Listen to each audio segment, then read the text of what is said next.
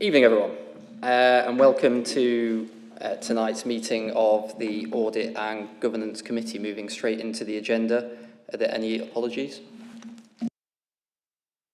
Yes, Chair, there are. Apologies are from Councillor Sarah Bolton and Councillor Martin Repton. Great, thank you. Late items to be introduced by the Chair. There are no late items. So moving on to item 3, are there any declarations of interest tonight? None? Thank you. Item 4, minutes of the meeting held on the 24th of June. Is everyone happy that the minutes of the last meeting are a true and correct record? Yeah, thank you. Councillor Potter, thank you. So moving on to our...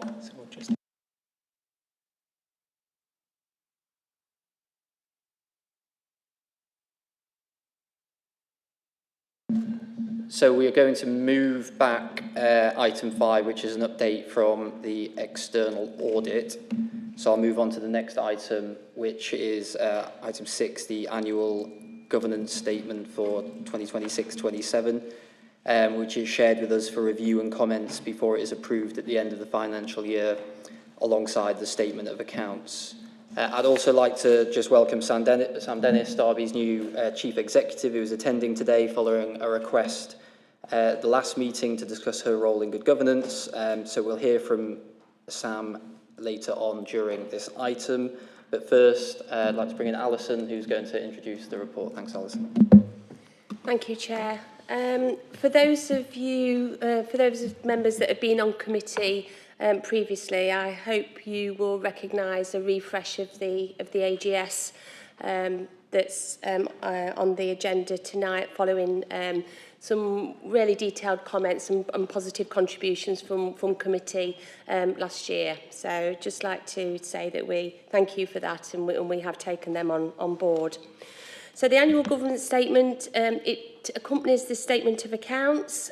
Statement of accounts has been made public. The draft statement of accounts has been made public on the website, and that's to adhere to statutory regulations that we had to publish by the 30th of June. And once this annual governance statement has been through committee tonight and received a review and comments from committee, then the draft document will also be published alongside the statement of accounts. So the Council's mission is to build a Derby to be proud of, focus on inclusivity, sustainable growth, vibrancy and efficient service delivery. And the AGS demonstrates how the Council ensures transparency, integrity, accountability and effective use of public funds. In terms of what governance is, we picked this up at a training session before the last Audit and Governance Committee, and good governance is defined as ensuring the Council does the right things in the right way for the right people with openness and accountability. And the governance framework also includes the Council plan, the local code of governance and a system of internal controls to manage that risk. Key governance bodies within the Council that contribute to that governance framework is the full Council and Council Cabinet, Overview and Scrutiny, Audit and Governance Committee, Standards Committee, the Corporate Leadership Team, and various groups and boards that are established along the way. And they're supported by the statutory officers, which are the Chief Executive, which is the Head of Paid Service, the Chief Finance Officer, the Section 151 Officer, and the Monitoring Officer, and supported by the Head of Internal Audit, the CIRO, and the Code of Guardians. So the Council's government arrangements are generally sound, as produced in the report, with reasonable assurance from internal and external opinions. Financial management is improved, with reserves replenished to the reported within the expected limit of myself, the Section 151 Officer. An internal audit have found most systems effective, through some moderate risk issues still remain, and we have picked those up through the course of the meetings last year. Implementation of audit recommendations is still ongoing, but we have seen some significant improvement in the process of closing those recommendations down. In terms of external audit opinions, they do remain disclaimed in terms of the audit of accounts, and they're due to historic issues in relation to a national backlog of audit for those statements. The risk management strategy was updated in 2025 with regular monitoring and training for staff and counsellors, and there still remains some key strategic risks that have been identified in the strategic risk register. To note that we have had positive outcomes from an ICO audit, with most action plans items completed or in progress.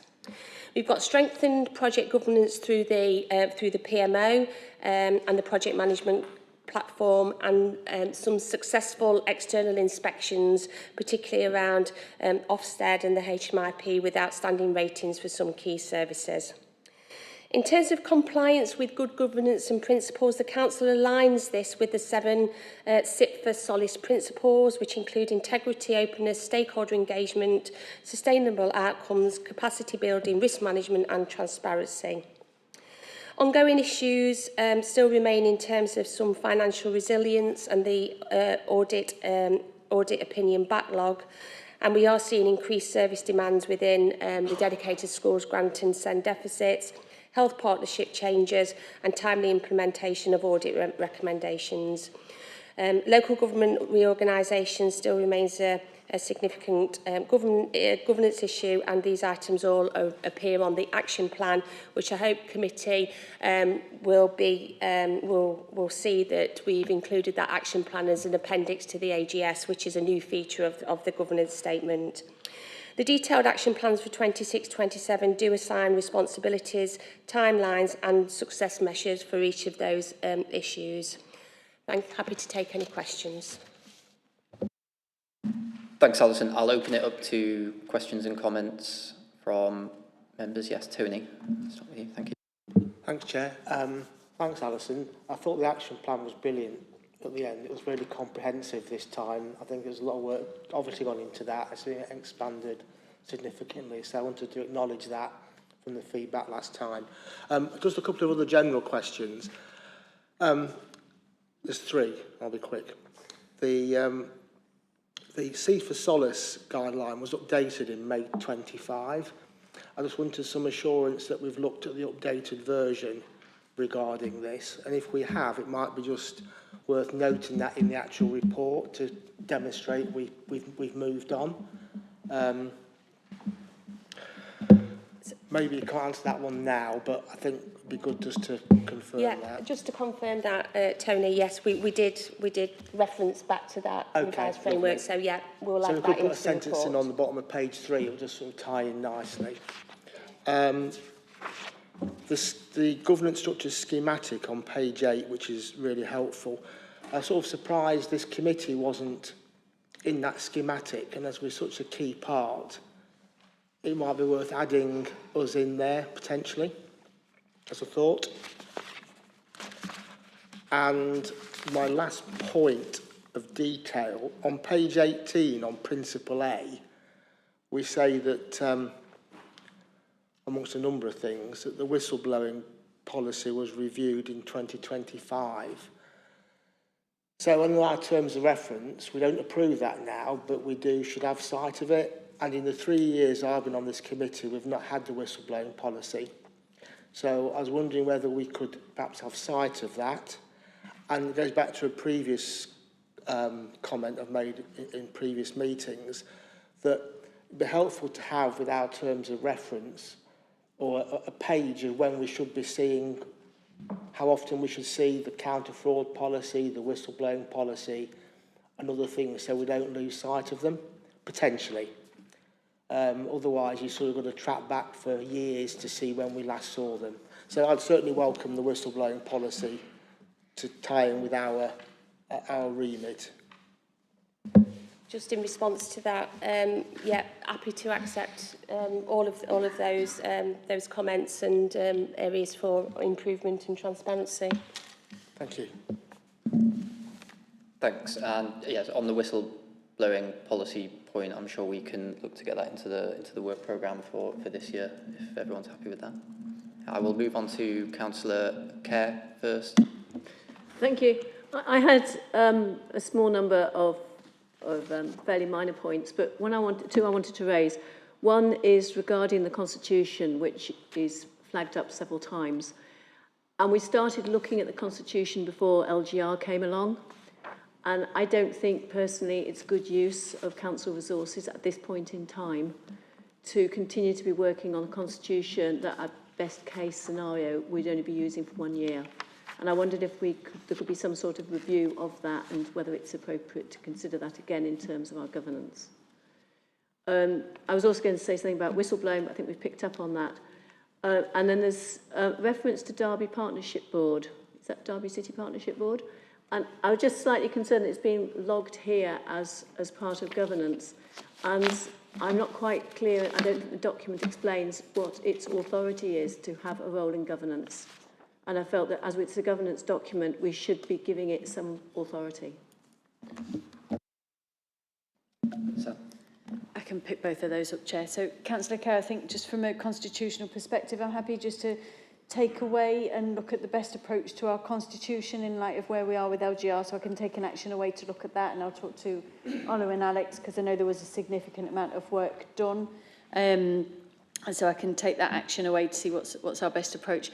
In terms of the partnership board, I think that's more around the consultative aspect of it. So in terms of our governance approach, it's not a decision-making body, but it is a place to engage with partners to seek views from partners. So that's the purpose of that in our AG, in our annual governance statement.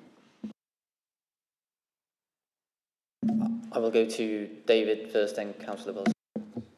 Thank you. I've got a similar point to Tony's. The AGS, as it says in it, it explains how Derby complies with the local code of corporate governance. But then we also say that the local code was last updated in March 2017, which seems a long time ago. I'm sure Derby's changed a lot since then. So are there any plans to look at and review and update the local code of corporate governance? I'll have to consider that and come back to you. I'm sorry, I don't know the answer to that one. Sorry. We'll take that away, David. Thank you. Councillor Wilson. Thank you, Chair. Yeah, just picking up from Councillor Kerr's point regarding the Constitution, I know probably Councillor Patterson will remember it was brought to corporate services, I think, last year. And it was my understanding that it was important to have a strong, solid constitution for going forward for when we go into LGR. So it's probably worth something to pick up with the corporate services scrutiny board as well. Thanks, Councillor Wilson. Yeah, getting some nods, so I think that's a good shout. If there are no more questions or comments, oh, sorry, Paul. Yep.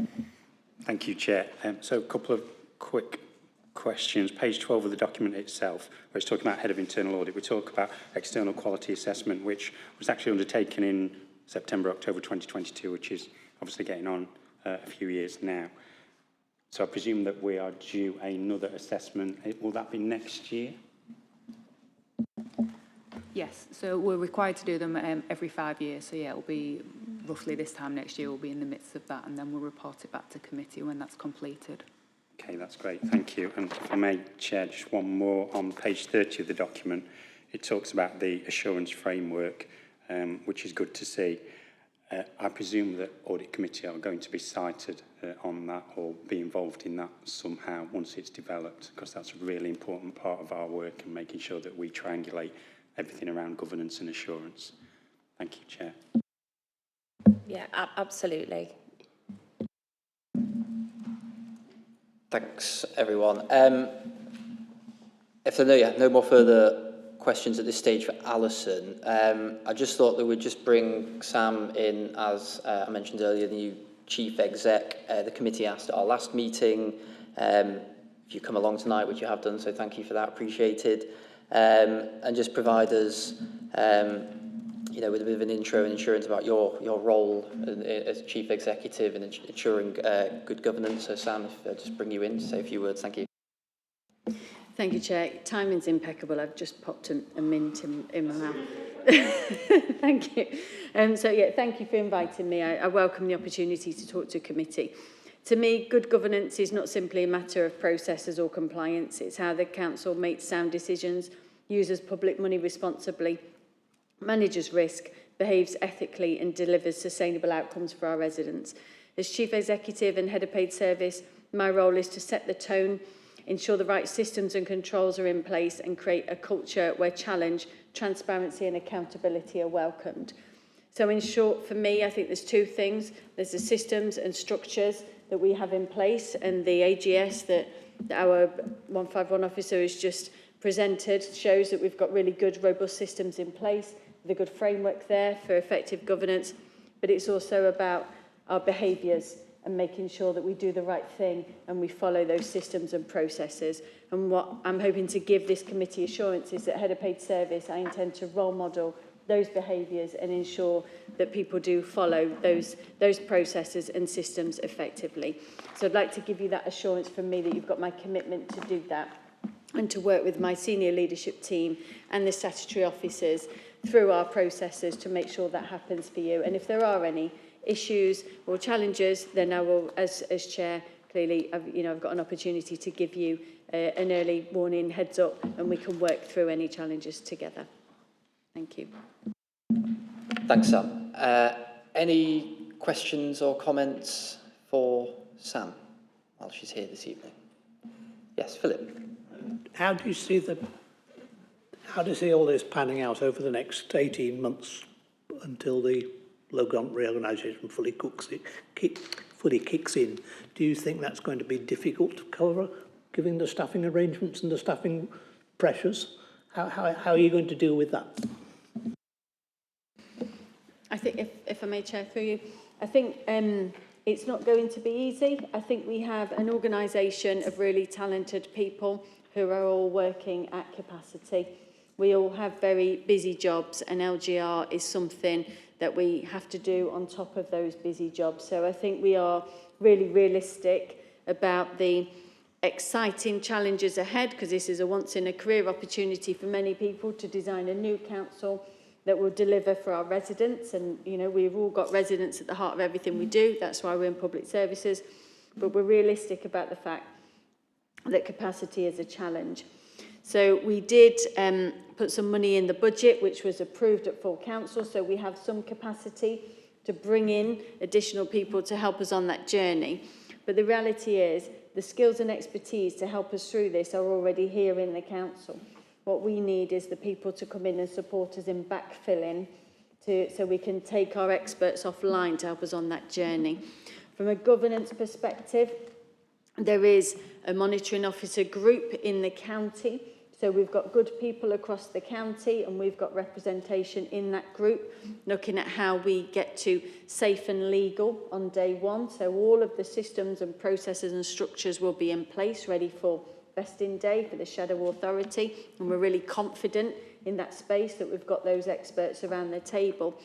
But currently, the conversations we're having in the local government reorganisation space is, now we've had our decision that there will be 2 unitaries, what does the governance arrangement look like in terms of that, those groups around the 2 unitary groups? So who's leading the creation of the 2 councils, and what does that look like, and who is going to be on those groups, and how do we work it through? So I absolutely acknowledge that we will be trying to juggle lots of things.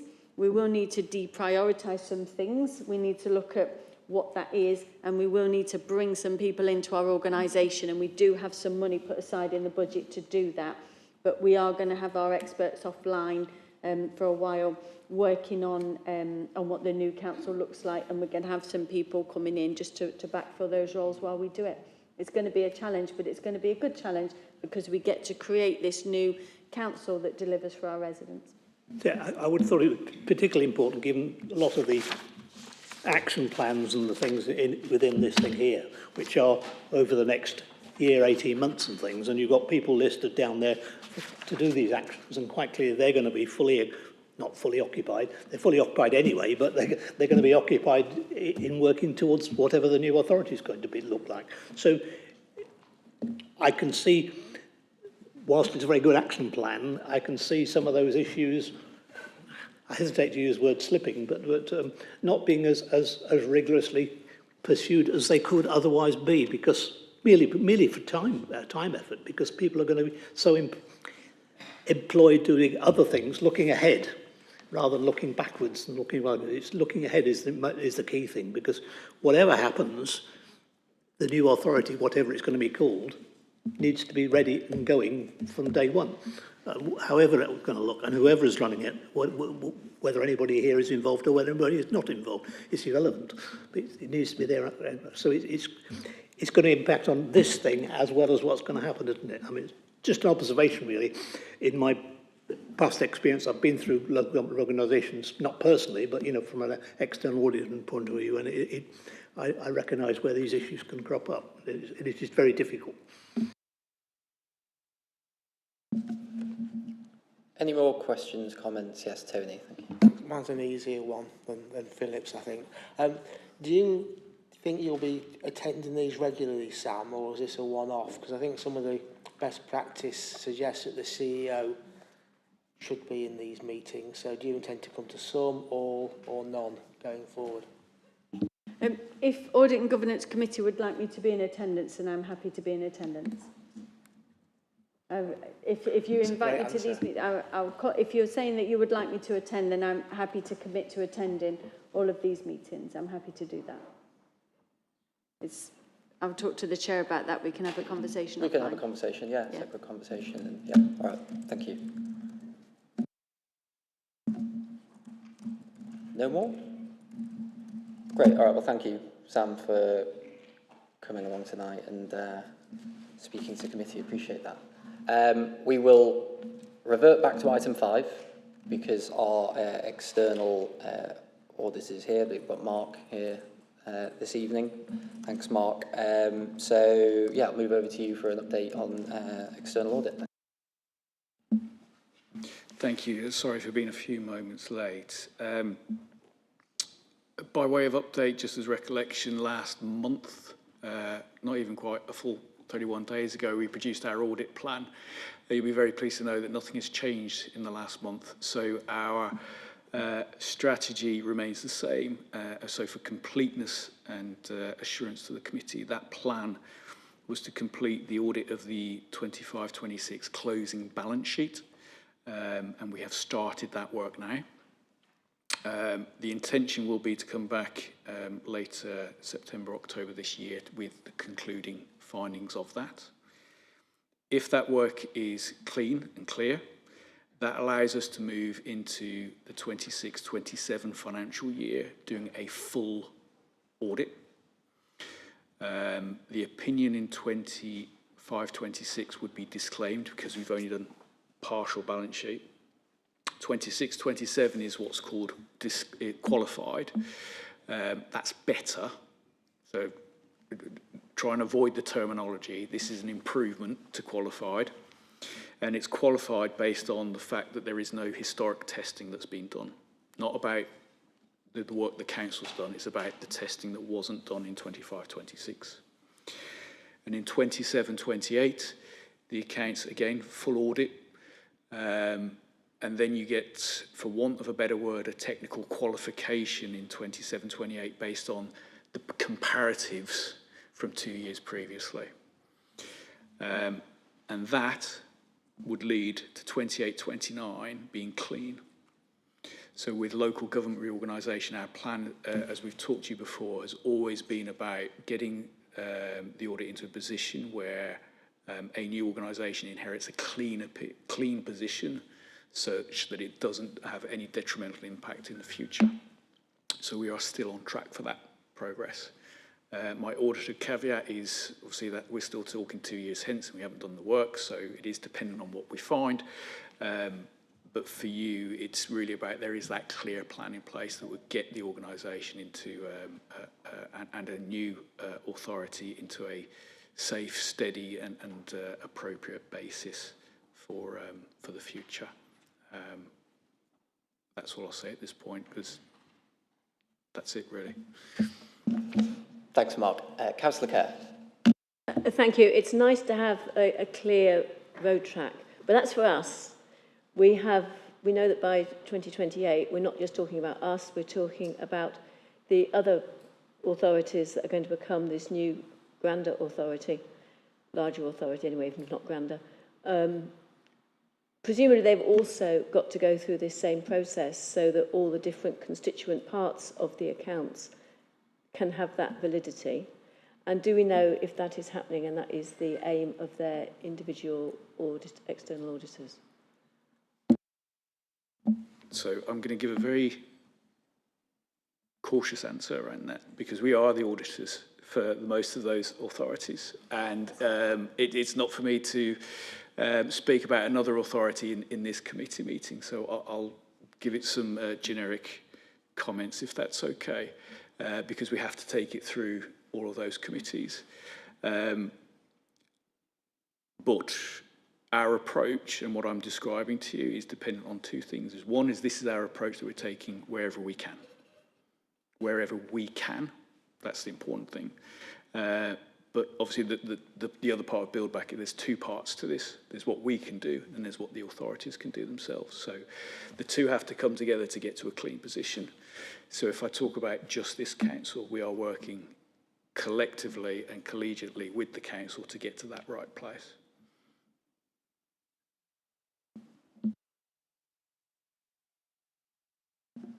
Philip? So are you the auditors of Amber Valley, Erewash and South Derbyshire? Yes. I'm trying Of to all remember. three? Yeah. Please don't ask me to list them all out. But we do nearly all of Derbyshire. I think we do all of Derbyshire, but yes. Thank you. Don't think there's any more questions or comments for Mark, so thanks for coming along and giving the update. Oh. Sorry, just to come back to your reiteration of the various things. So will by the time of reorganisation, the authority, the accounts of the City Council will all be, I'm trying to avoid using words signed off, fully agreed, or what? What situation will they be in, or will the new authority have to go back into the old authorities to do? Wow. Okay. So there's a few bits and pieces in that.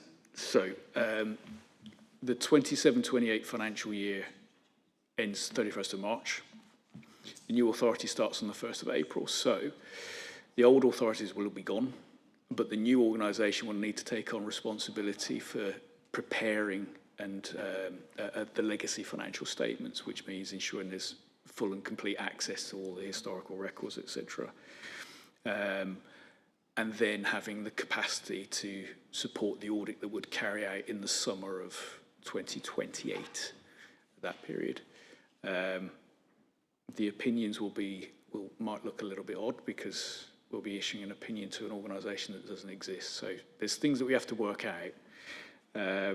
We've got a bit of time to get there, but I would fundamentally say the plan will be, there will be a shadow authority taking all of our assurance opinions, and the shadow audit committee will receive the work and conclusions, whatever they may be, clean or otherwise, depends on the work done. So come 28, the 1st of April 28 onwards, the new authority were responsible for closing down the old authorities, presenting the reports, and presenting the accounts to the auditors, who will then have to review them to whatever the audit body will be for the new authority. Is that right? Yes. Yeah. And so effectively the new body will be signing off, if I use an old-fashioned term, the accounts of the rump authorities, the older authorities. How will you deal with a split authority like Amber Valley? I don't know where it's an interesting technical issue, but whether it's something we need to deal with here, we can't really deal with that here. But I mean, it's just a difficult situation all round, isn't it? Because as you say, you're closing down an authority that doesn't exist anymore. Yeah, I mean, from my point of view, even tonight with LGR's come up multiple times, and there's definitely still a sense that there's a lot more questions than answers Absolutely. still remain when it comes to it. Sam, I don't know if you wanted to come in. Thank you. I guess just one point, Chair, if I may. There will be a structural changes order that will have all of this level of detail. We don't have that yet, but when we do, I may suggest we could bring that here so you could then have a look at that detail once it's published and issued to us. Yeah, that sounds great. Thanks, we'll add that to the programme when that's released. Great, thanks, Mark, for the update. Appreciate it. Moving on to item 7, which is the annual report and review of performance 25-26. Alison, again, you're coming in to introduce this report. Thank you. Thank you, Chair. So each year we produce an annual report which is published against our annual review of performance, and that report has activity which is framed around the 5 council themes, which is inclusive city, so that's people at the heart of everything we do; green city, which is sustainable Derby and net zero targets; city of growth, which is around jobs, skills, homes and regeneration; a vibrant city, which focuses on culture, events and city centre revitalisation; and connected council, which is our transactional element, which is around efficiency, digitally enabled and partnership-led services. So in terms of the overall performance context against the progress against the council delivery plan, it is presented as strong, with 90% of actions on track or completed, 60% of priority measures hitting the target, and 88% of priority projects rated green or amber green. In terms of some of the key outcomes compared to previous years, could note that in children and young people, the children's services was outstanding in all areas, and that was the second Ofsted inspection, along with outstanding areas in the Youth Justice Service, and under the new HMIP framework, including work with victims. In terms of jobs and housings, jobs created and safeguarding after council support rose from 340 in the previous year to 1,951, which is to be celebrated. And dwellings improved to decent home standards, went from 298 to 319. And in the housing area, the private empty homes returned or demolished increased from 88 to 114. In the environmental space, we did see the LED street lighting and a refreshed climate change action plan with strong cleansing performance. Overall performance is stable to improving, with notable strengths, as I've mentioned, in children's outcomes, jobs, housing quality and environmental delivery.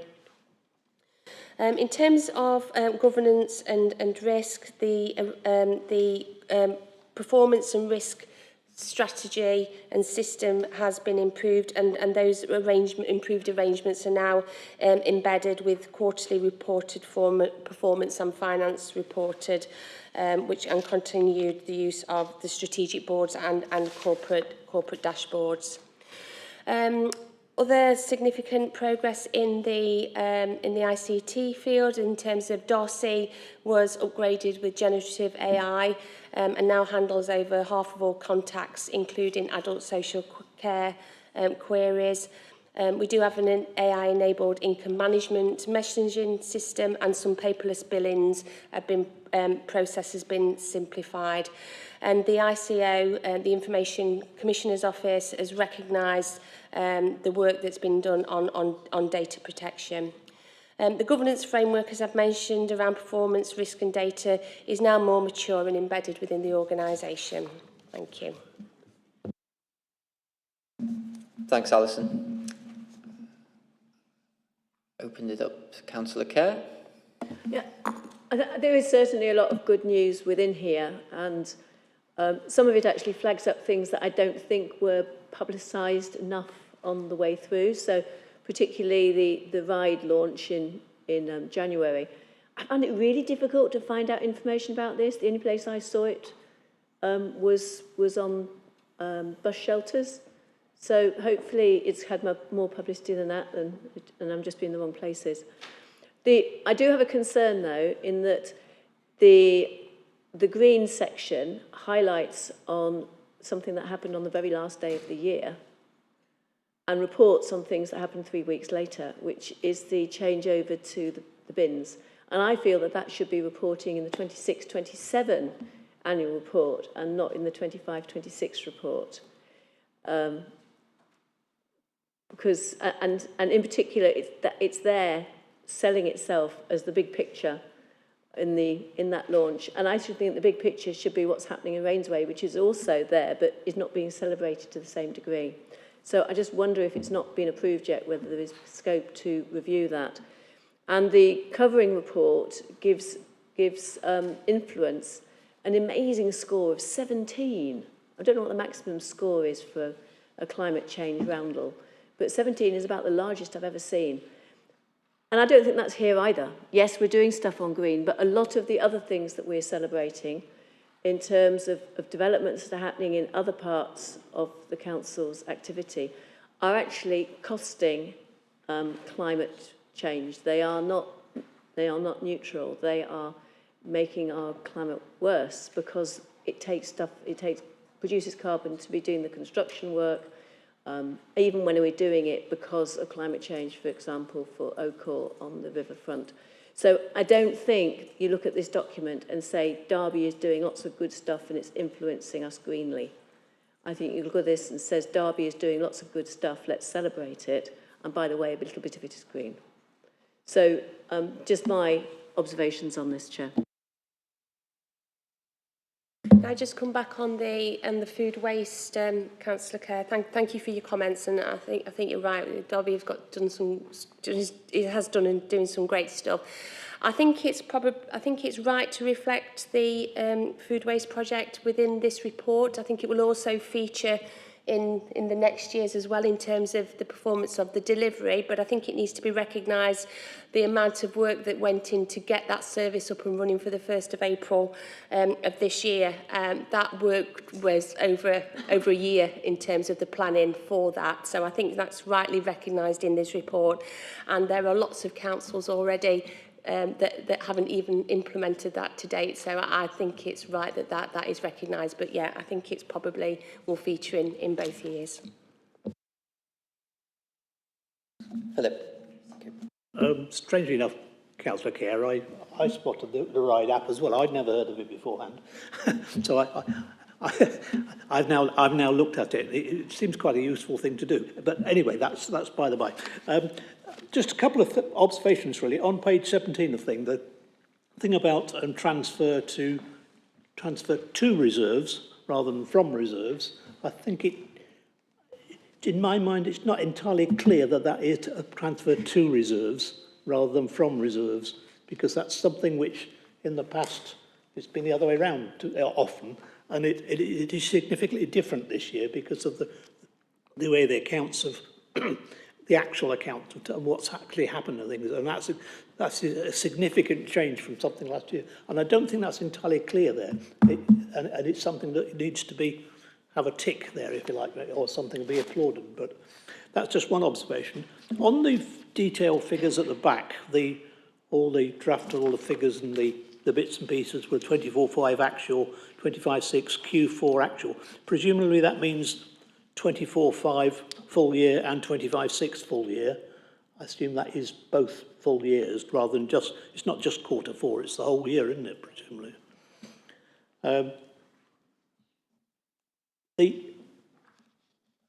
One or two of the actions in there are look-alike. They don't seem to be measured. They don't seem to have a measure on, and I wonder if there are any of those that are any more measurable. It's perhaps a detailed discussion we need to have at a separate stage. I was looking at it and I wondered if one or two of them had some measurable possibilities within them, but that's just my personal observation, really, and it's more in detail rather than things. But so otherwise, I find no problems. Councillor Ashby. Thank you, Chair. I just have a couple of little niggly points, really, in terms of reading the report. On page 73 in the pack, under the children and young people and skills, right at the end of that section, priority projects and strategic risks, the first two of those, you can't read there isn't a full title, there isn't a full description. It's as if it's kind of disappeared out of view. Perhaps where, you know, when you're in the original Excel chart, you can extend it, but we can't see. It says inadequate placement, sufficiency to meet the increase in, and then demand pressures. Again, that sentence is incomplete. So just if you're issuing the report, it might need a little bit of attention. And for somebody new to committee, it would have been really nice if the colour code had been at the beginning, and also a risk score explainer, because I had to scroll to the end of it to say, okay, what is blue and green and amber, and what are the ranges? Is blue the best? Is blue the worst? You know, whatever. So to have those at the beginning. But also I didn't find any risk score explainer, which would have been helpful. Thank you. Just on the risk score point, so for example, there's some listed as red, yes. There's some listed as red 16. Yes. Is that the point you're getting at as well? Is there an explainer in that document in terms of the difference between a red 16, a red 9, a just red? That's the score, so it's triggered red, but I suppose it gives some indication of the scale of the significance of it between a 9 and a 16, one being more significant than the other.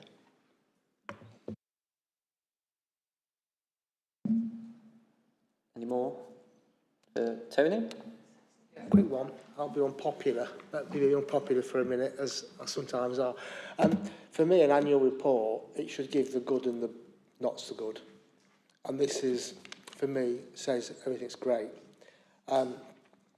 When I go through some of those spreadsheets, there's some things that aren't great. Might only be a small number, like waste recycling, children in temporary accommodation, rough sleepers. They're the red ones, and we're not doing so well.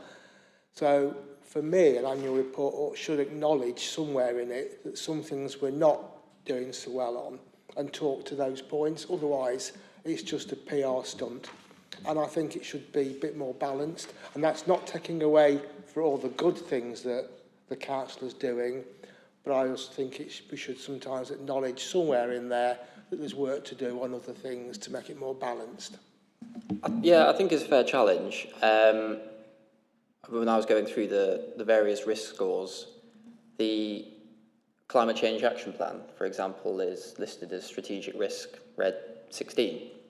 If you were to just read the report as it is, it says we've continued to deliver our climate change action plan. So yeah, I think it is a fair challenge that that context and that balanced sort of view is maybe missing from the report in its current form. That's the particular topic that stood out to me. If someone was just reading this, they think, great, the council's well on track with its climate change action plan, when in fact in the appendices it's listed as a fairly serious risk in terms of slippage. Thanks. Great, I don't think we have Sorry, any just more. to finish off, I guess we're just noting it, so we've not really got a challenge role in this report, have we? But so I don't know whether we're just nodding it through, or we're going to make some changes, or whether it's something that we'll take into account next year. I'm not too sure.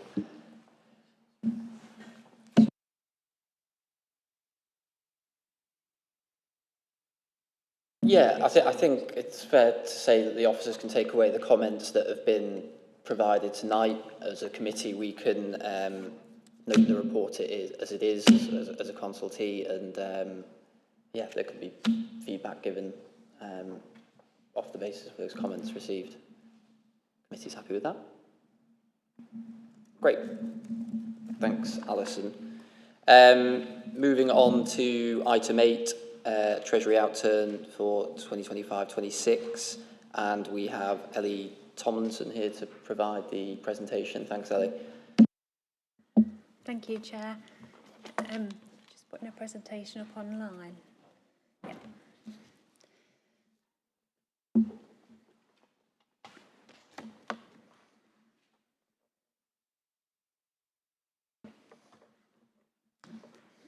Okay, so this presentation provides an update to the committee on the key points from the Treasury and Management Q4 Outturn report. This report was approved by Cabinet on the 10th of June. Please refer to the report for full details. Next slide, please. At Outturn, the Council's Treasury activities were in line with the approved Treasury Management strategy. Borrowing levels have been managed prudently and cash balances have been invested securely in line with counterparty limits. Debt maturity profiles remained well balanced and the Council maintained strong liquidity and compliance with all prudential and Treasury indicators, except the two activities that were breached and reported in previous quarters. No further breaches have occurred and no significant risks were identified during the year. At the end of March, the Bank of England base rate remained at 3.75%. All in close, the authority's Treasury advisors revised its central interest rate review and now predicts bank rate will be held at 3.75. However, future rate changes are uncertain as global conflicts continue to impact the economic outlook. Next slide, please. The Treasury Management Outturn is a balanced budget position for 25-26 after £5 million has been transferred to the Treasury Reserve to manage the future year capital programme borrowing requirements. This improved outturn position is driven by a combination of factors, including higher investment income, delays in the capital programme, and a one-off cash benefit from restructuring 2 long-term loans. Next slide, please. This slide illustrates the key factors that contributed to the favourable Treasury management position during the year. Firstly, delays in the delivery of capital schemes meant that borrowing was not required as early as originally planned. As a result, cash balances remained higher for longer, providing additional funds available for investment. Secondly, the Council was able to defer further borrowing activity, reducing financing costs and allowing it to benefit from prevailing investment rates. And finally, loan restructuring activity helped optimise the debt portfolio and improve overall Treasury efficiency. The strong investment performance reflects the Treasury team's effective management of cash balances, successfully maximising returns whilst maintaining an appropriate balance between risk and return. This was achieved through careful monitoring of market conditions, active cash flow management and ensuring that security and liquidity remained the primary priority throughout the year. The additional investment income has made a positive contribution to the Council's Treasury management position, supporting financial resilience during a period of continued interest rate volatility and while the Council remains in an underlying need to borrow position. Next slide, please. This slide provides an overview of the Council's Treasury management position over the year. As at the 31st of March, the Council's actual borrowing position was £582 million, offset by £110 million in investment balances, resulting in a net borrowing position of £472 million. Total borrowing increased slightly from £578 million to £582 million. However, there was a significant shift from short-term borrowing into longer-term borrowing. This helps reduce refinancing risk and provides greater certainty over future financing costs. On the investment side, the Council continues to hold no long-term investments, reflecting its underlying need to borrow rather than having surplus cash available for longer-term investment. During the year, short-term investments and cash balances increased, strengthening overall liquidity levels. The Council's invested funds represent income received in advance of expenditure, together with balances and reserves held. Over the 12 months to the 31st of March, daily investment balances range from £48 million to £213 million, reflecting normal timing differences between income received and expenditure payments. Next slide, please. The Council's Treasury Management Advisors, all in close, identified an opportunity to restructure 2 of our long-term loans. This slide summarises the loan restructuring completed during the year. 2 existing £10 million loans were refinanced at significantly lower interest rates, reducing borrowing costs from just over 4% to around 3.2%. At the same time, the loan terms were reduced from 50 years to 35, helping to strengthen the Council's longer-term debt profile. The restructure also generated a one-off cash benefit, contributing to the improved outturn position reported this year. Next slide, please.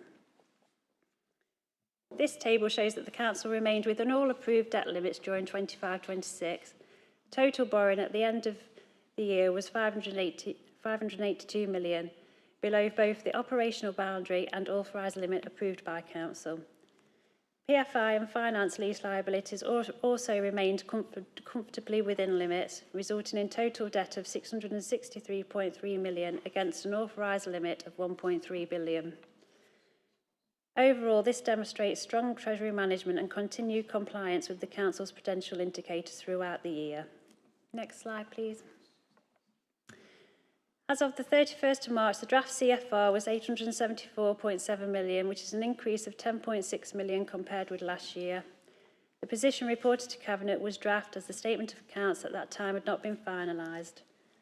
The Capital Finance Requirement, or CFR, is effectively a measure of the Council's underlying need to borrow to fund capital expenditure. In simple terms, it represents the amount of historic and current capital investment that has not been funded from grants, capital receipts, reserves or direct revenue contributions. The increase this year reflects continued investment through the capital programme and indicates that additional borrowing has been required to support those schemes. It is important to note that the CFR does not necessarily equal actual external borrowing at any point in time, but instead shows the authorities' overall long-term borrowing requirement linked to capital investment. Next slide, please. The Council remains in an underborrowed position, and as of the 31st of March, the estimated underborrowed position was 286 million. This means that rather than undertaking all external borrowing immediately, the Council has historically used internal cash resources, such as reserves and working capital balances, to temporarily fund capital expenditure that would have otherwise have been financed through borrowing. Maintaining an underborrowed position can provide a number of advantages.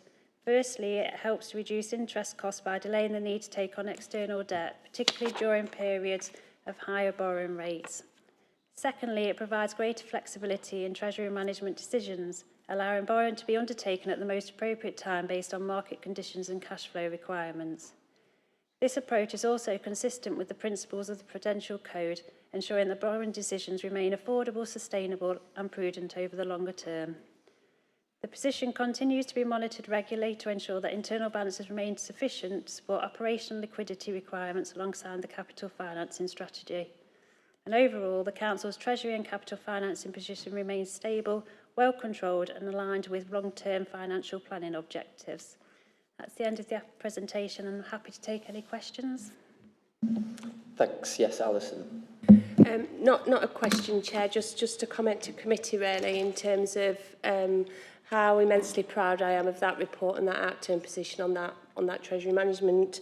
We are a council that is not awash with funds. We do make every penny count in terms of those short-term investments, those overnight investments, and transferring 5 million into the Treasury Management Reserve is something to be proud of. I think the fact that Ellie's reported that we are in an underborrowing position as well, considering our overall exposure to that debt liability, is also to be commended, and the full compliance with the Prudential Code. So I just wanted to put onto record how proud I am of the team for that. Thanks for that, Alison. I'm going to go Councillor Ashby first, and I'll get to you, Philip. Thank you, Chair. Thank you for the report. And as you say, Alison, it's good to know that we're in an underborrowed position. I may be asking a question that nobody can answer, but given that LGR is hanging there in the distance over all of us, well, in the short term, relatively short term now, do we know whether the other local authorities that we will be joining with will also be coming with their own, portfolio of borrowing? Without a doubt, they will be, and there will be lots of work that will be undertaken as part of the LGR process in terms of disaggregation or assimilation of that debt to the new unitaries. Complicated piece of work. I was going to say, just on that point, so will the borrowing be merged? Will our investments be merged, or will it sit under one authority but they remain in the areas of pots that they were initially in? Where the likes of Erin Wash in South Derbyshire and Derby City as a whole council, they'll be merged for the new unitary. There'll be a disaggregation negotiation piece of work that will happen with those areas like the County Council and Amber Valley that will be disaggregated in terms of identifying where that debt and investment portfolio, which authority that debt investment portfolio sits with. Philip? I was interested in the loan restructuring issue there. Did the impetus for that come from the Arling Close people? And are there likely to be any other significant issues around that one? Because it's quite a significant change there and quite a hefty saving in overall terms, not just one-off, but continuing, isn't it? Yeah, it was two of the loans that Arling Close, our Treasury Advisor, went through our debt portfolio and identified there. I don't think there's any more opportunities, but they're always looking into the market to see what we can optimise. So, yeah, it's a significant benefit to us, but it was a maturity loan that's changed as fixed rate for 3 years and then a repayment, so it's obviously benefiting the debt company as well, so that's why it was a good opportunity to do it. Councillor Kerr. Thank you. I was also going to sort of say congratulations for spotting something like that, which is obviously an ongoing benefit. And one of my concerns has been the way that over the last, 25 years probably, the expected length of loans has gone out from 25 years to 30 years, 35 years, 40 years, and now it's acceptable to 50 years. There's been talk more generally about the disadvantage that future generations have over people who are now in their 50s and over. And this, to me, is another example of that we living now are getting the benefit of the investment, and those that are having to have the burden to pay back are so often in the future. So shortening back that period from 50 years to 35 is something I very definitely support. And if there are other opportunities when we can do that, then I think we should be looking seriously at them, even if there isn't such a very strong financial case as there was on this occasion. And this is illustrated on page 83, where we have the table giving the total expected future borrowing, and going up from March 25 at a bit over half £500 million to well over £750 million by 29-30. It just makes me a bit uncomfortable, and you can see that visually in the liability benchmark graph on page 90, that we're doing some steep additional spending there, or it's being programmed in. And yes, it might be affordable in the immediate term, but I do wonder whether it is wise for those who come after us, and whether people might be asking questions in the fullness of time. And if people have got comments on that Cabinet should be listening to, because this is Cabinet's programme, I think we ought to be passing that on to them.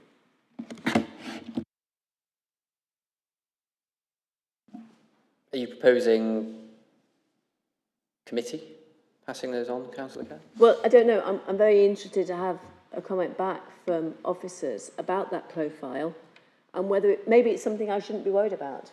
Maybe my concerns are completely unfounded, but I look at the information in the document and my wider knowledge of concerns within society and equality between generations, or inequality between generations, and it just makes me flag that up as something that maybe we ought to be cognizant of.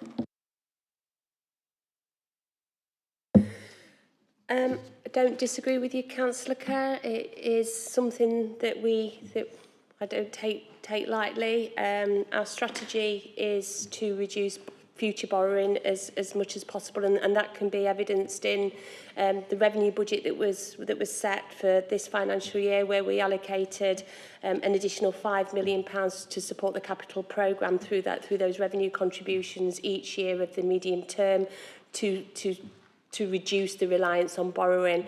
I don't disagree with what you're saying. I don't think that's something that we can remedy overnight in terms of the historic commitments over decades that's been made in terms of that capital investment.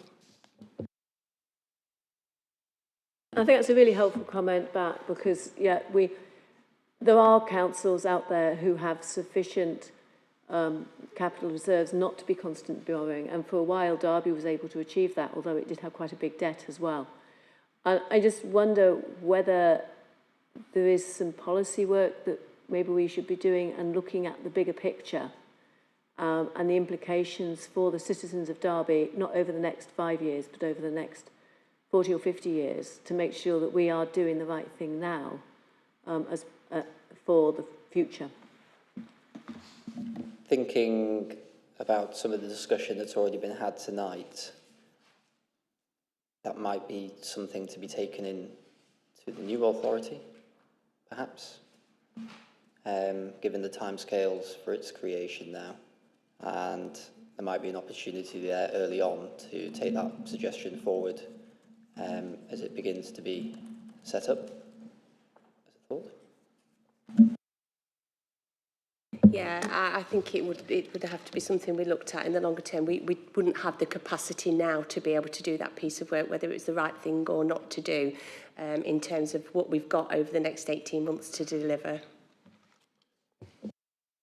Thank you. Councillor Potter. Thanks, Chair. Under debt limits, I noticed that PFI and finance leases have been put together. PFI is often discussed at the police crime panel for the police stations that are under PFI, and we got the impression that PFI and finance leases are slightly different. So I just want to know why they've been put together. It's just how we're required to report it. We can provide further detail behind that and split it out, but in our accounting they come together in that category. So it's just how we report it, but we can break it down if we want to. Thank you. I think, Chair, it might be more appropriate if there were split, so we knew which funds are PFI and which are finance leases. Okay. If you're happy to take that take that away as an action for Councillor Potter. Thank you. And I think that's it. Oh, sorry, it's not it. And I did look at you earlier. Yes, Councillor Evans. Thank you, Chair. It's quite basic, really. On Appendix 1, when we had the display at the front, our total debt actual was showing out at 666,300,000. It'd be interesting if we could have a figure of what the actual interest is relating to that we've paid for that year, without having to look through all the different figures. Thank you. Yes, we can provide a breakdown of the 663, but obviously that's the overall debt, so that does include your PFI and leases in it, but I can give you an average interest rate on the borrowing, which is about 578, I think. Yeah, because on that total, I don't want the breakdown of all the individual ones. It'd be interesting to say what's the group amount. I can just tell you the total borrowing, the interest rates, PFIs and finance leases. Yeah, if there's a figure there saying we've paid 10 million, 30 million, or whatever in interest servicing that debt, that's all. Yep, thank you. That's fine. Thanks, Ellie. Thanks, Alison. Moving on to the next item, which I think is item 9, Internal Audit Progress Report. Hannah MacDonald will present the report, and she's joined by Andy Appleyard, Director of Adult Social Care Services, who is in attendance to speak to the Internal Audit Report circulated privately to members alongside the agenda. Hannah, you could please introduce the report. Thank you. Thank you, Chair.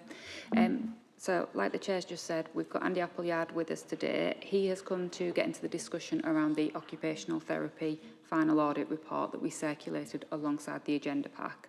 That was a limited assurance audit report, and as committees previously requested, you wanted officers in attendance to get involved in the discussion and help to answer any questions that committee may have around that. So my proposal is we look at the occupational therapy final report first, and then after we've dealt with any questions on that, we'll move into the actual progress report and I'll present on that and then deal with questions on that after the occupational therapy one. So occupational therapy audit was actually concluded back in May, and we hadn't undertaken an internal audit of occupational therapy for quite a long time, so it was really important that we considered this area and offered up any suggestions to improve the control framework if that was necessary. So we planned an audit that considered the assessment, prioritisation and performance management of the OT services to both children and adults, with a view to ensuring that referrals were dealt with effectively and efficiently. Now, as you can see from the report, we did highlight areas in the positive assurance section where we felt good controls were in place and were operating effectively. But we also did identify some areas of weakness, and ultimately we raised 7 recommendations, 5 of which we felt carried a moderate risk to the Council. As you can see from the report, these moderate risk issues related to issues around the completeness and accessibility of policies and procedures within the OT space. Also how referrals were being prioritised in the service, and whilst there was an attempt at risk prioritisation, we felt that professional judgment was used more to prioritise work, and that could then lead to inconsistencies and decisions made which may not be easily defended if we were presented with a challenge. We also noted that there were cases that were being self-selected within the team. We noted improvements that could be made to collation and display of performance data in the children's sphere, and that there were differences in processes that could lead to inconsistencies in the reportable data between adults and children's services. And we also identified some inconsistent data sets and reporting formats in place. So obviously we highlighted these to management, and when considering and responding to the audit report, management put forward sensible actions to be taken, and they put in place some reasonable action dates to have these issues addressed by. We can see that a couple of the agreed action dates have already passed. For recommendation number 4, we have a revised action date of the end of September, so we do have a little bit of slippage there on that low risk issue. I'm not going to say anything further on this particular report, but I am going to pass to Andy because I know he's got some comments that he wants to make before we open up for questions. Thanks, Hannah. Thank you, Chair. So if I could, I'd like to just offer some background about the occupational therapy service so people understand why we've got to where we've got to. A number of years ago, a decision was made to move the occupational therapy service from out of adult social care and into the Housing and Regulatory Services Department. My understanding is that the decision was linked to a number of factors.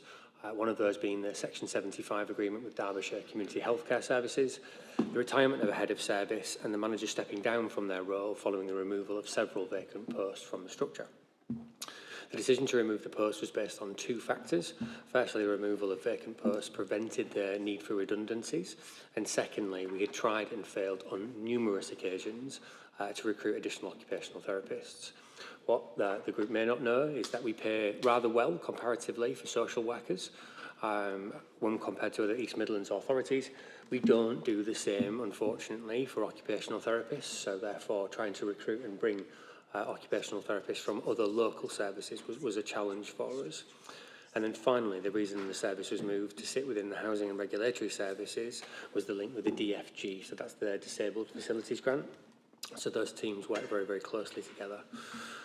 The issues that were taking place in the occupational therapy service were known to us within adult social care. Unfortunately, at that time, it was based within a service that had significant backlogs. We've previously talked about some of those issues that adult social care was experiencing. So again, just for some background, when the occupational therapist service was moved from adult social care, we had over 1,200 people waiting for an adult social care Section 42 inquiry in terms of safeguarding concerns, 500 people waiting for a deprivation of liberty safeguards assessment to be conducted, and over 1,400 people waiting for an overdue review. Sorry, bear with me. An overdue review. So the feedback that we were receiving from the service about some of the challenges that they were facing were part of wider issues that were being experienced by adult social care as a whole.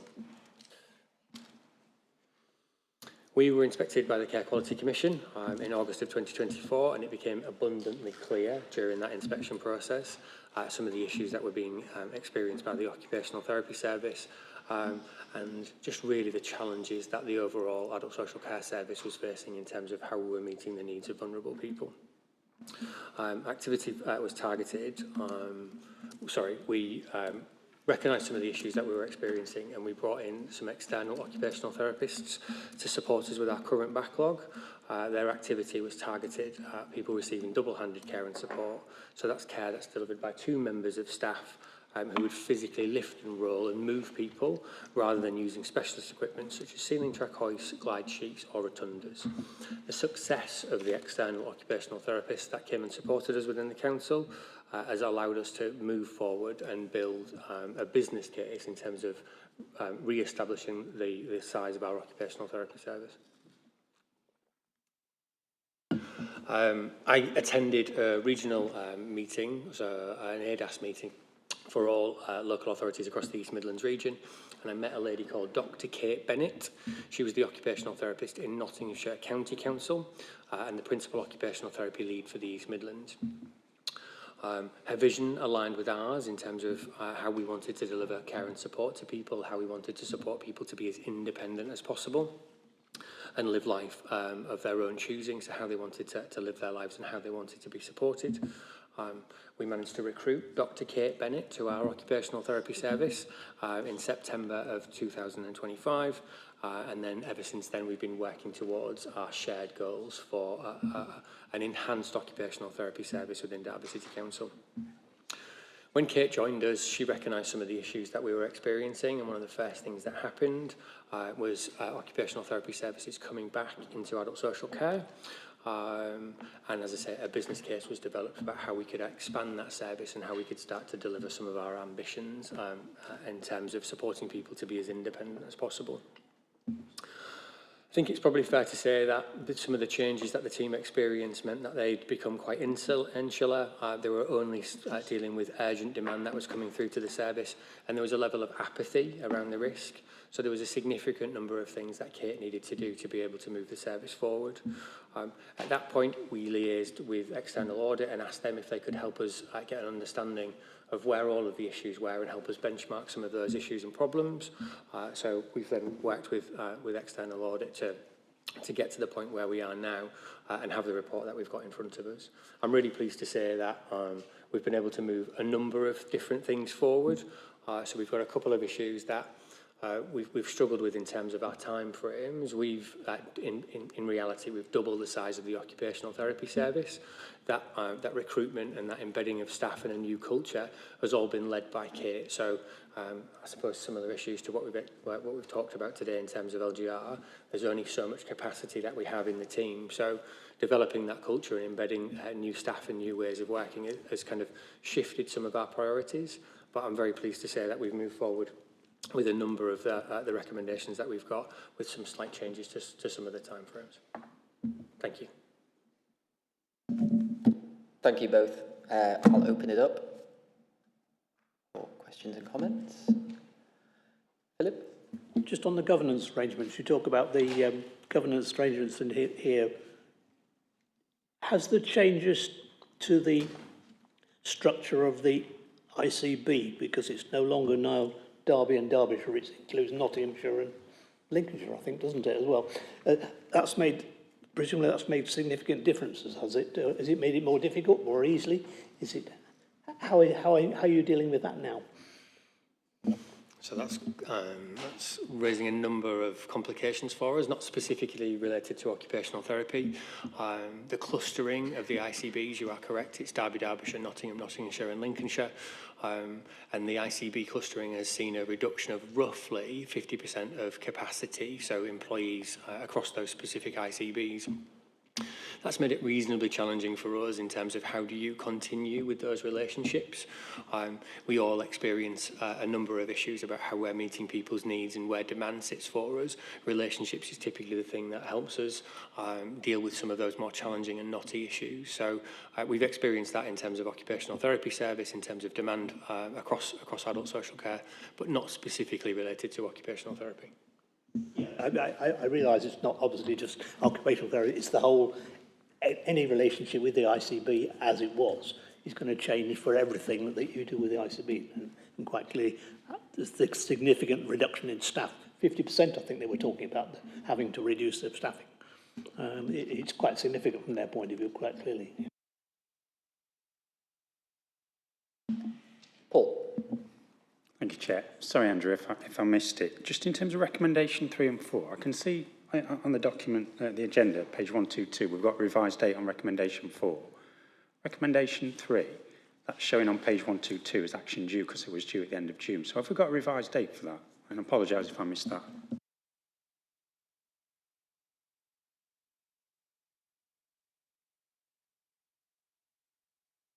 Sorry, apologies. I think that's one that we need to pick up. The third is related to the allocations process, so the concern that staff would cherry pick their work. And the risk there being that it created the potential for complex cases to be left.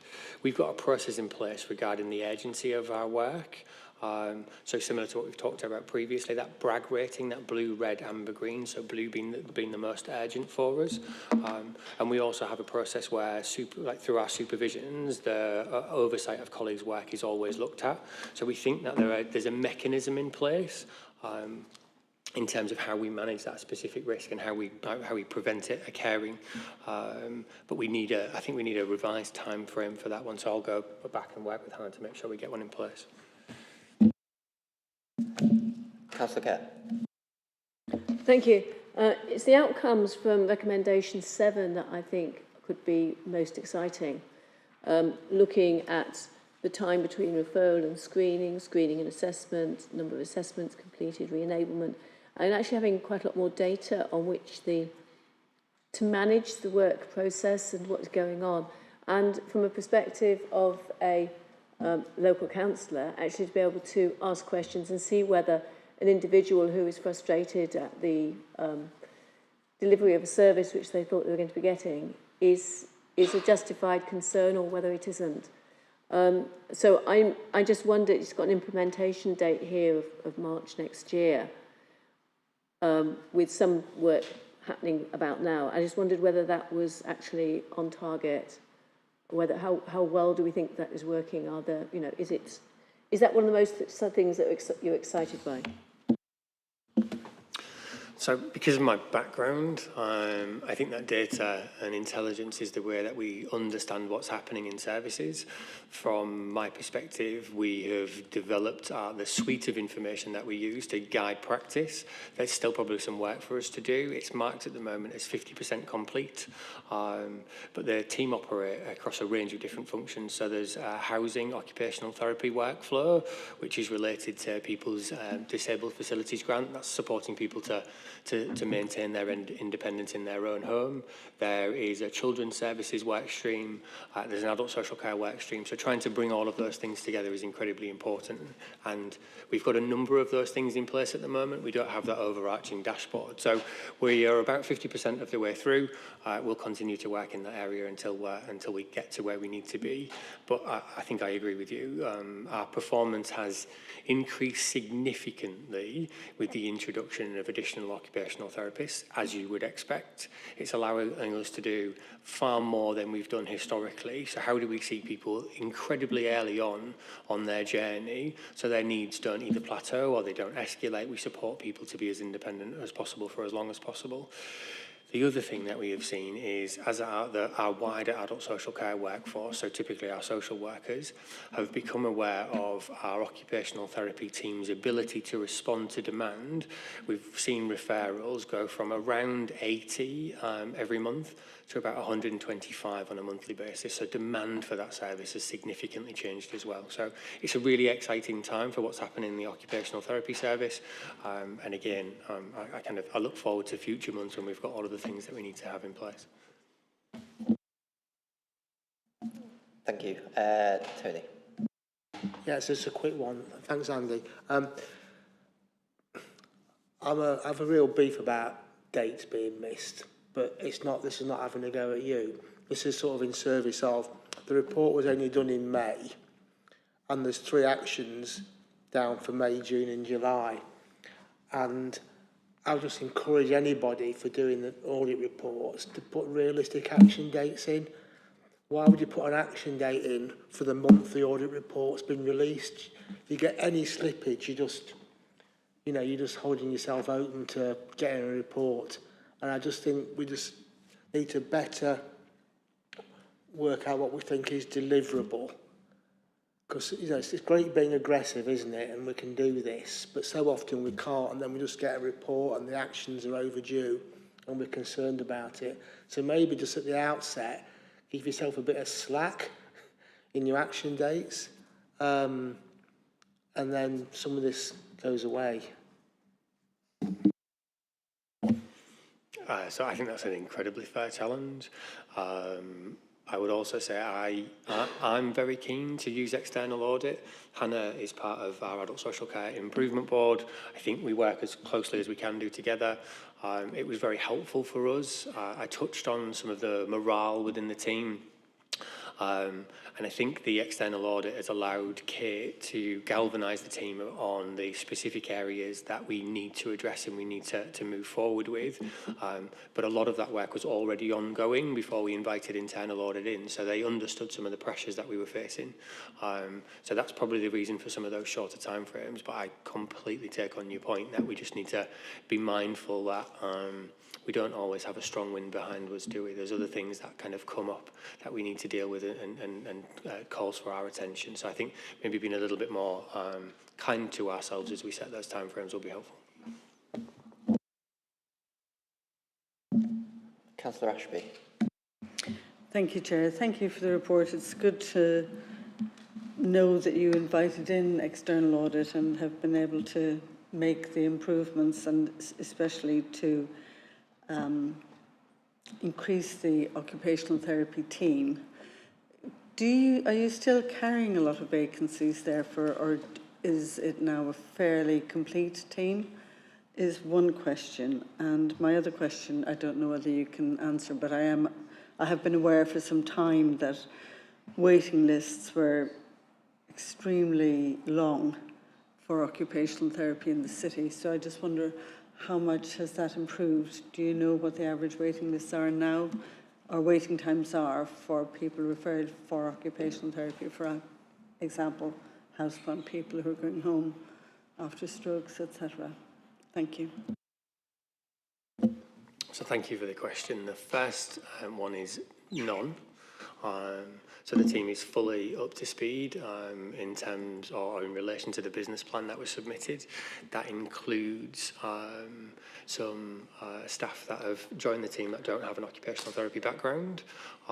So they will be able to carry out specific activity within the team that will help us deliver some of our goals and reduce some of our waiting list without specifically being an occupational therapist. Our waiting times saw quite a significant reduction, and we've introduced some new processes that streamline things for us.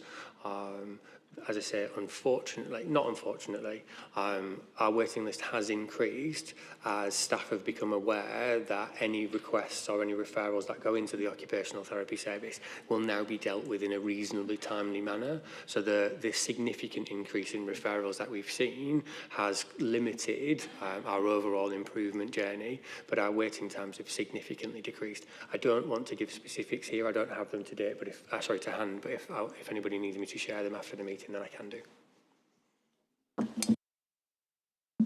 Thank you. And I think that is everyone. So thanks, Andy and Hannah, for... Hannah's got a second section to the report. Oh. The progress report. Apologies. Yeah, I was just going to pick up on the actual meat and bones on the progress report, if I may. So I'm going to start on pages 4, 5 and 6. So those are the tables that talk about the coverage of internal audits from within the internal audit plan from both the current financial year and the previous financial years. You'll be able to see that we have allocated and commenced some of the audits in the 26-27 plan, but our focus has been on trying to move forward those brought forward audits. So in effect, what we're trying to do is clear the decks a little bit before we start rushing into the new year jobs. And we think that's quite a sensible course of action to take. I do need to make you aware that we do have a continued delay with being able to get that SEND audit off the ground. We had hoped to initially commence that in Q4 of the 25-26 financial year, but because of the delay to the Ofsted inspection in that area, which we believe has been pushed back to autumn, that just means that we can't actually start on our internal audit work yet. We had agreed with officers that because of the level of work needed in preparing for the Ofsted inspection, it it wasn't appropriate for an internal audit work to be undertaken alongside the preparation for Ofsted. So we're trying to be respectful of the resources in that area. So once the Ofsted's out the way, then we'll be able to move that internal audit piece of work forward. I'm going to move us into the audit coverage section of the report. Committee can see from the summary table at the top of page 7 that we've completed a number of audits since my last update to committee, with most either being awarded either not applicable or a substantial assurance rating. So there was nothing alarming coming out of those pieces of work. The limited assurance audit on occupational therapy, we've obviously just covered that. And aside from that, we had 2 reasonable assurance ratings. So one which was covering the school's self-assessment process for 25-26, and the other arising from the information security audit that we undertook. I think what is reassuring is that for a couple of the audits, where we have raised recommendations, management have taken very timely action. So when we were looking to issue the final reports, we were able to show that those issues have been addressed and that the recommendations have been implemented at the time of finalising those audit reports. So I think that reflects this positive journey that we've been on, trying to ensure that issues raised by audit are being addressed promptly. And I think if we consider the recommendation tracking section of the report, we can again see a lower number of open recommendations than's previously been reported to this committee. So if we look back to the March progress report, we had 85 open recommendations at that time. Now we're down to 61. So again, we've been on this consistent journey with reducing the number of open recommendations, and I think that's a really positive thing and certainly something that the officers have been working hard to achieve. There's obviously a number of highlighted moderate risk recommendations in the report. I'm not going to run through all of those, but what I wanted to do is pick up on, there are a number of recommendations from the Parks and Open Spaces audit that have passed their action date, and we haven't been able to secure an update from officers yet. The reason I'm going to pick on those is that the Parks and Open Spaces audit resulted in a limited assurance rating, and when we presented this to committee, members were very keen to ensure that actions were taken on a timely basis to address the issues that we found. Because of that lack of officer engagement, I'm unable to provide to you an update on where officers are with taking the agreed upon actions. So we don't know at present if these issues have been addressed or if there's been some slippage on those actions. And clearly, I think we all see that that's not good enough. So what I would like to get committee's agreement on is a little bit more time for internal audit and the senior officers' support to try to get those updates from officers, but with the proviso that if we can't get those ready for the next progress report to committee, then we invite the officer along to come and update you directly. So I would welcome committee's view on that course of action. Also in the report towards the end, there is a risk accepted recommendation, that is just included for committee's information. It was a low risk recommendation. It came out of the attendance management audit. We've got management's comments in this report, and that just explains the decision to risk accept on this particular issue. And then finally from me, Appendix 2 of this agenda item is the QUAPE. That's our improvement programme within internal audit. I'm not going to run through all the details in there, but I just wanted to highlight that we do have a new action in there about preparing CMAP for LGR and ensuring that we're able to provide effective assurance throughout the transition. So we've set that as an action for ourselves, and I'll continue to give you updates on that throughout the year. I'm going to shut up now and take any questions if there are any. Thanks, Heather. I guess a good place to start is probably around the parks point that Hannah raised, that we're still missing that update from them. I think what Hannah put forward as a suggestion seems a fair one, that if by the time of the next progress report is due to committee that they haven't provided that information, that we call in the relevant service member to come and speak to committee themselves. If committee is happy to agree with that, if anyone has any other, I see 3 hands, so I will go with, I was looking at Paul first, so I'll start with Paul. Thank you.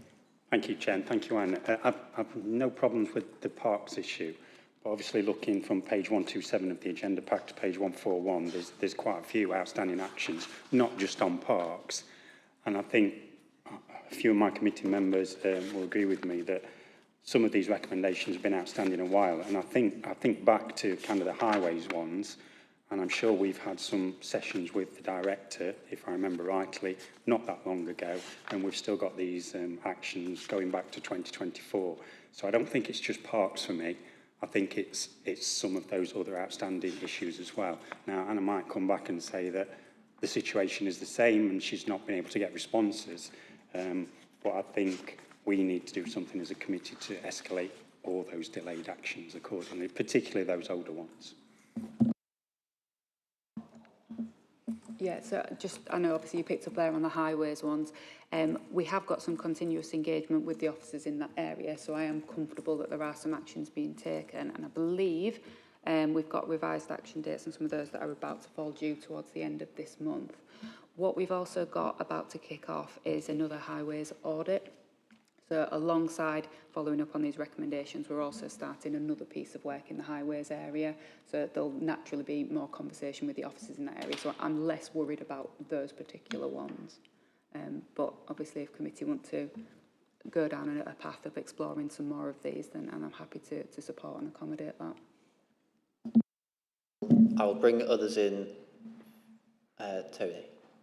Yeah, I'd like to support Paul's point. So when I was going through this earlier, there's probably, apart from the occupational therapy one, which is we've talked out, there's probably 4 limited assurance audits with overdue dates, and it would just seem sensible, to get to Paul's point, to try and get those closed by next time, and if not, ask the relevant officer to come and chat to them.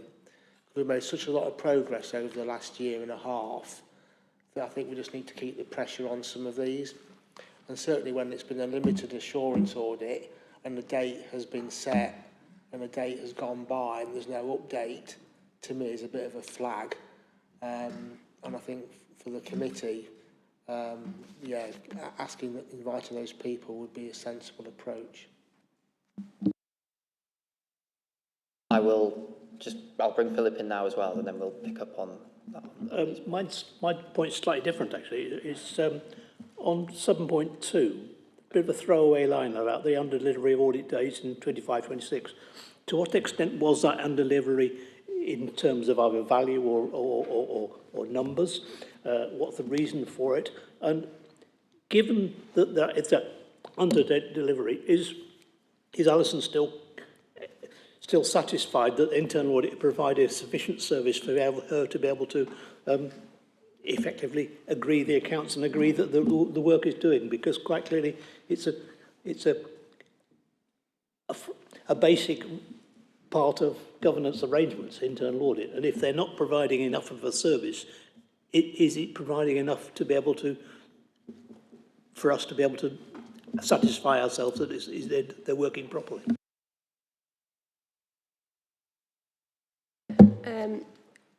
That is below what we would expect, Philip. You're right, and what we've achieved in previous years. However, I think Hannah demonstrated in her audit opinion that was issued at the last meeting.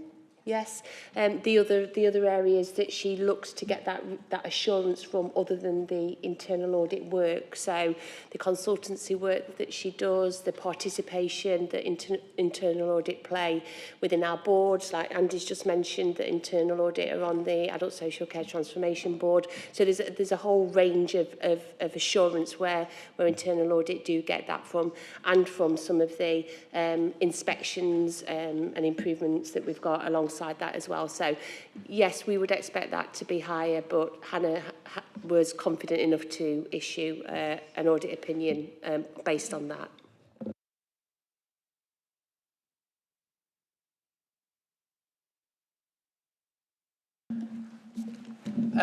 Okay, so just going back to, I will bring David in first.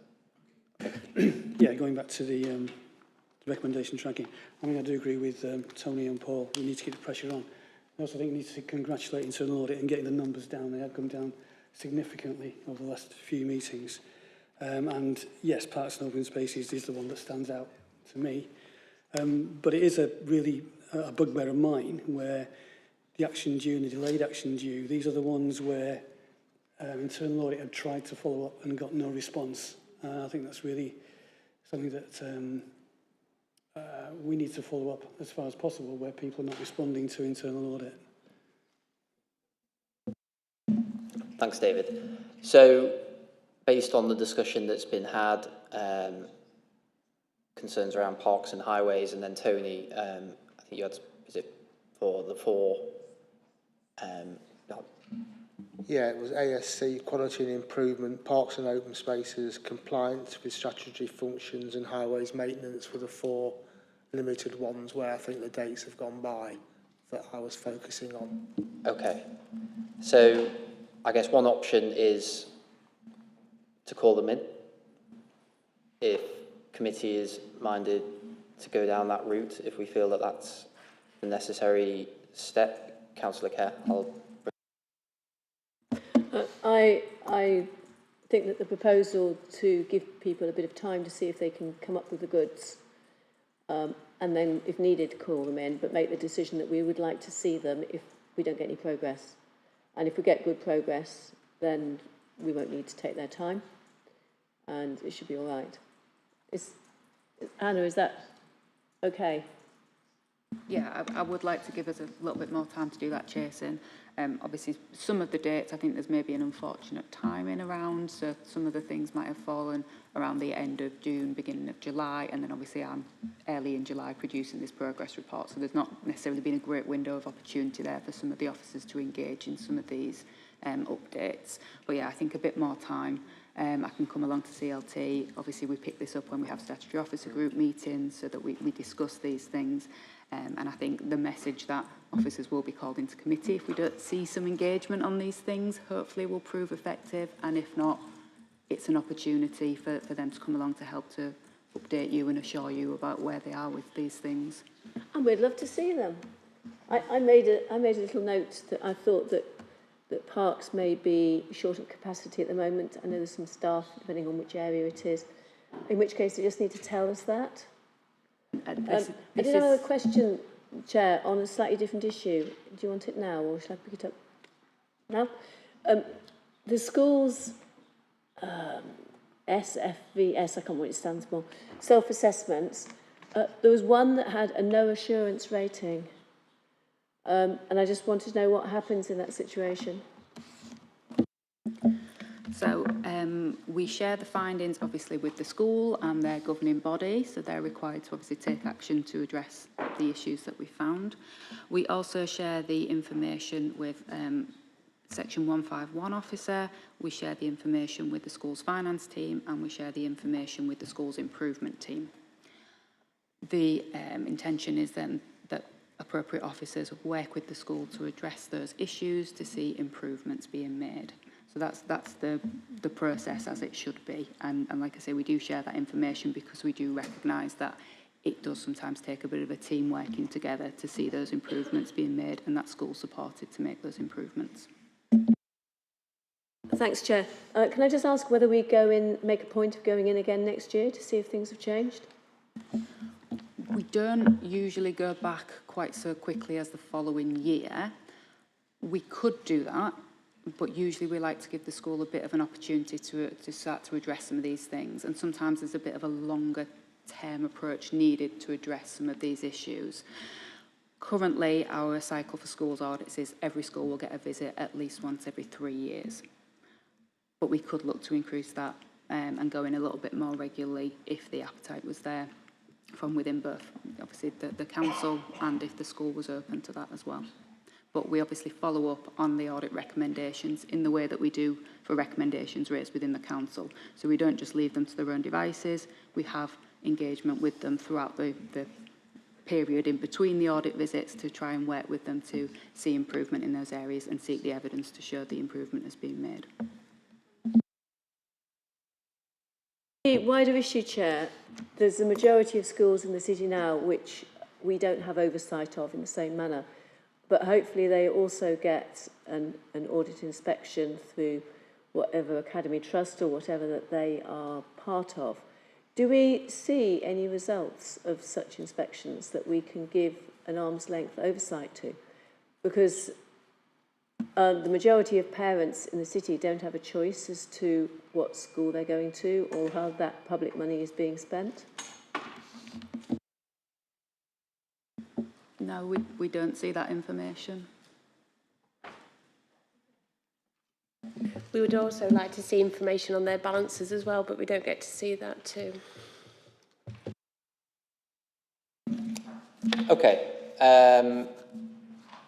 So going back to moving this forward, based on Hannah's update and responses in terms of the status updates, I think a sensible decision is I'm happy to write to all four requesting that those status updates are that they're now ready and provided for the next report that comes to committee. Adding in that if it's not, then we'll be calling them in. If the committee is happy with that as a resolution, then we'll take that away, and I'll follow up. Yep, great. Thank you. All right, thank you, Hannah and Andy, for that. Moving on to item 11, committee work programme. I think there's a resolution tracker in there. There we are. Resolution tracker, apologies. One update to this report: since the agenda was published, I've now sent a letter to Councillor Ingle, Chair of Regen, Vibrancy and Climate Change Scrutiny Board, about the members' concerns on the delivery of local transport priorities since the powers were transferred to EMCA, something that was raised at the last meeting.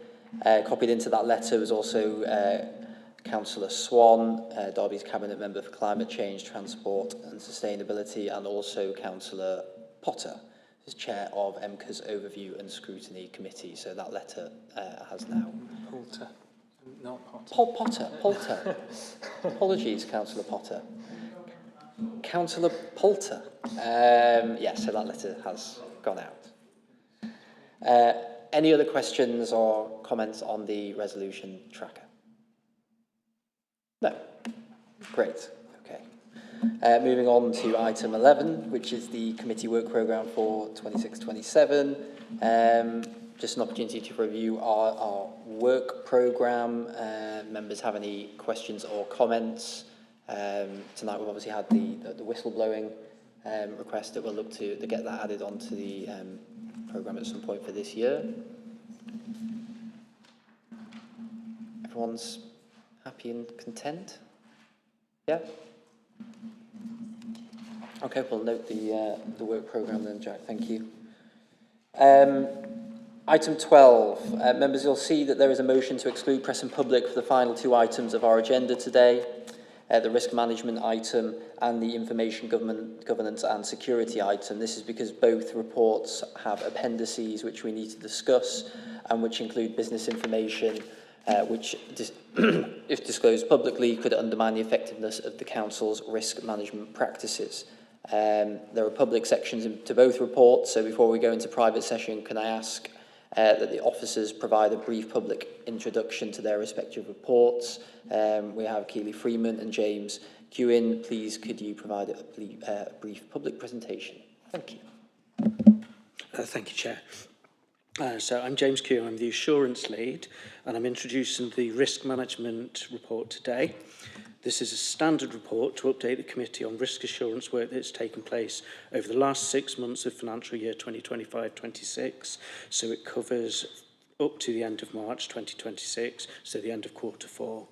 It's an end of year update and it focuses mainly on the strategic risk register. Within the report, paragraphs 4.4 and 4.5 cover the frequency of review for items on the risk register. So during quarter 3, more detailed reviews than normal were undertaken on 6 strategic risks and no assurance concerns were raised. During quarter 4, 2 of the strategic risks had a more detailed review undertaken. As a result of the quarter 4 reviews of the whole risk register, we're looking to do in-depth reviews of 3 of the strategic risks.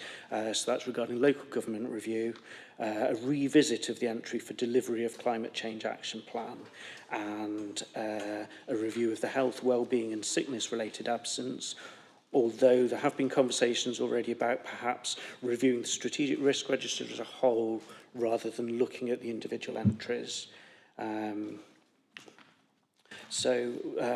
Probably worth noting that for this iteration of the report, we've updated the format of Appendix 1. So rather than being a table containing all the information, we've broken it down into 1 page per risk to make it a little bit easier to digest within the context of the particular risk. And then, as requested in January 2026, the Strategic Risk Register for 25-26 has been provided in full as a confidential appendix.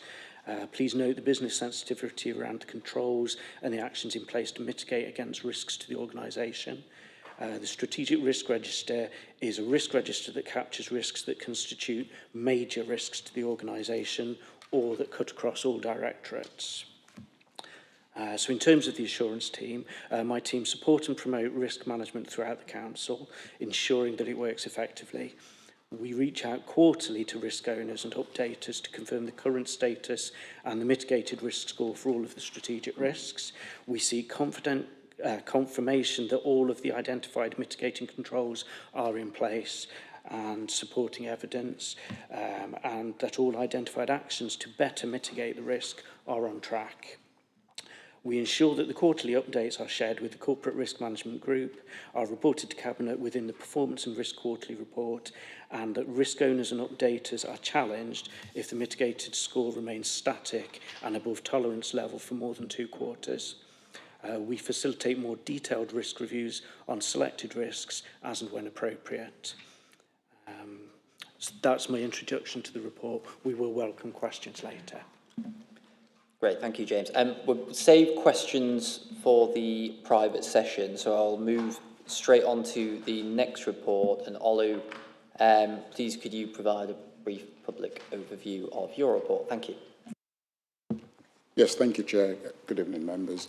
My review is probably considerably shorter than my colleagues there. It's similar to his, an end-of-year review for the admin year 2025-26. It's going to touch across the following areas: freedom of information, subject access requests, information security incidents, along with my colleague Mark, project governance, and mandatory training. By necessity, that's also going to identify a number of critical vulnerabilities, and hence, at this stage, perhaps not appropriate to go much further than that. Thank you, Chair.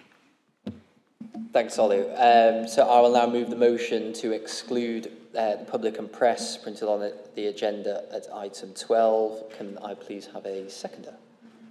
Councillor Ashby, thank you.